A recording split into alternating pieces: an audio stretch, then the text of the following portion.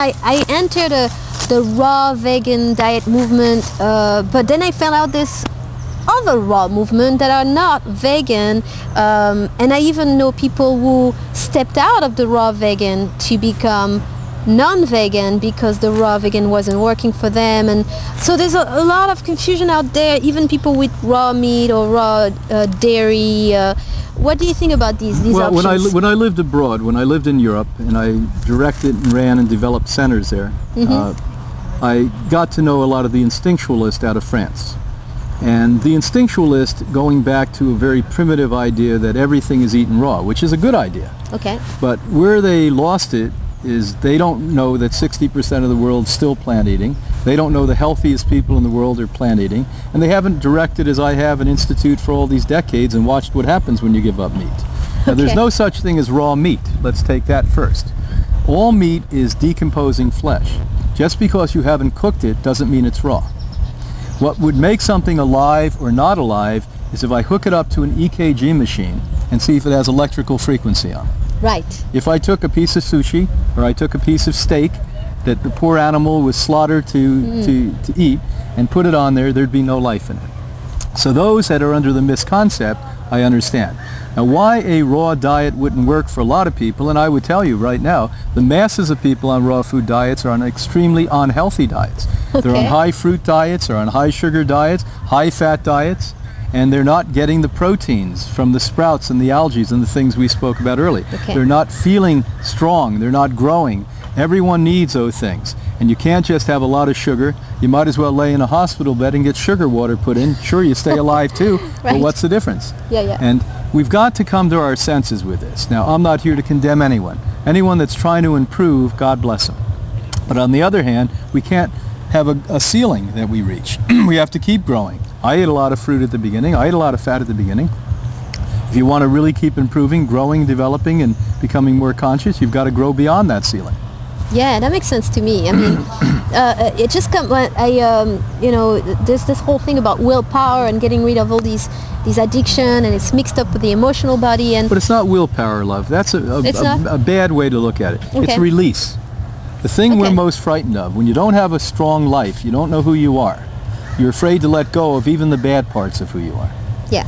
Once you replace the weakness with strength, and the strength comes from what again?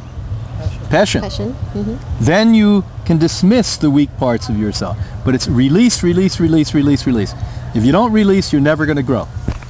Correct. I like that a lot. Okay. So it comes down to thinking that if you really want to take it seriously and to the next level, being a raw vegan, you have to educate yourself, right? You've got to educate, you've got to love yourself. If you don't love yourself, you're not going to ever educate yourself. You're not going to do this.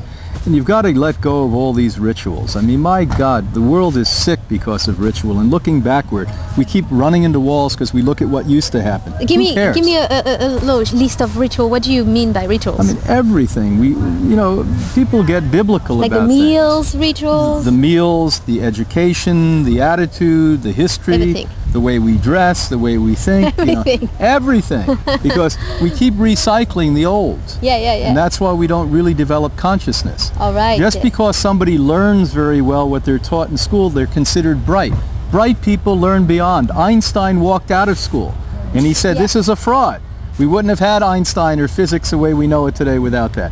Edison walked out of school. Yes. He invented 1,000, 1,500 inventions we still utilize today. Decades after his death. So not to say school's bad. School's a good training place. But after you're trained, then you've got to learn to think. On your own. On your own. And question everything. Independent. Well, you can question everything without being a skeptic. You can be gently, compassionately questioning things. I mean, when my mother and father would say things to me because they did it with love that maybe I didn't agree with, I could question them, but with love. And you know, I'm sure that many of the things that you were taught and I was taught came from a good place, that nobody intended to do the wrong thing to us. So we don't have to be mean and angry and say it was all wrong. It was right for us at that time. Just like what's right for us tomorrow is not what's right for us today. But change is difficult for people because when you're insecure and without a complete whole person in you, you want stability. And stability is not stagnant. No. It is actually change. Yeah, I'm totally in alignment with all that, and thank you, Brian. This is like motivating to me, and hopefully to those who listen. Is there anything you want to add, or you want to tell us where to get in touch with you if you want to? Or well, you can get in touch with Hippocrates on our website, hippocratesinstitute.org, or we're in West Palm Beach, Florida. Just remember, the father of medicine, Hippocrates. Thanks for having. Thank you. And I mean, you did. Hippocrates Institute has healed cases and cases of modern disease with raw vegan diet. Not any raw vegan, but the one you just described. So this works, really. So thanks for joining us today. Merci.